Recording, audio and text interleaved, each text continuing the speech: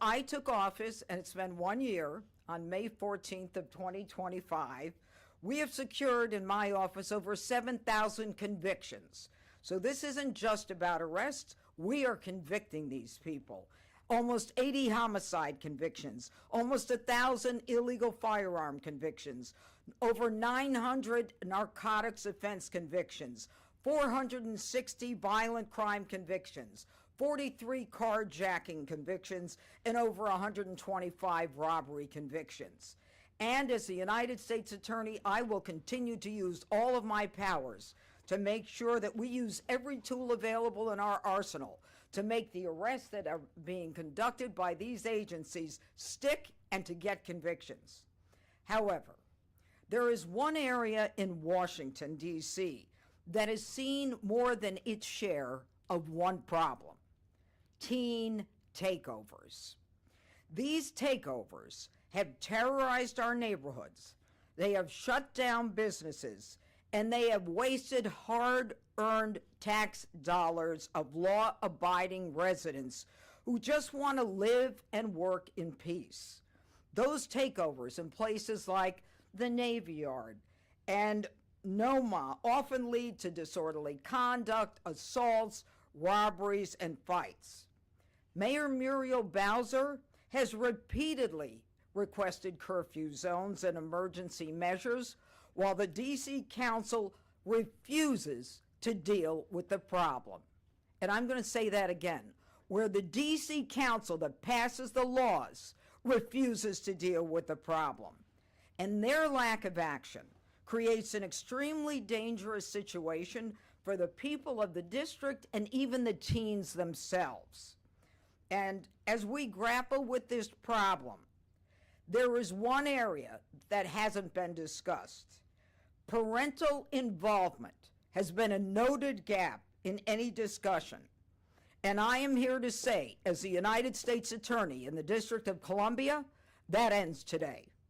Starting today, my office will aggressively prosecute parents under D.C.'s curfew law, and the specific statute that we will use is a violation of D.C. Code 22-811, and it involves contributing to the delinquency of a minor. This statute makes it unlawful for an adult to enable, facilitate, or permit a minor to engage in delinquent acts. The penalty is up to 6 months imprisonment.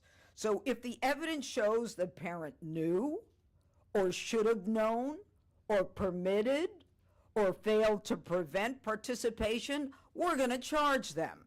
And if you drop your kid off and you fail to supervise them, or you let them skip school to join the chaos, you are going to face fines, court-ordered classes, and possible jail time.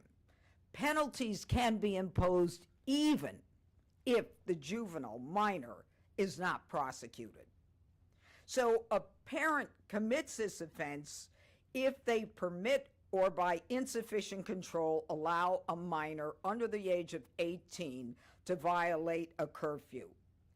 Now, we're going to be asking the Metropolitan Police Department to issue parental citations whenever a minor's curfew violation is tied to a takeover.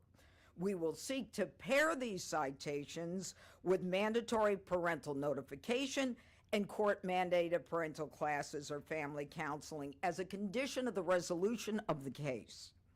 The shame of this is that we are protecting your children, the ones who may join a teen takeover out of simple curiosity, because you won't, because we don't want your child victimized.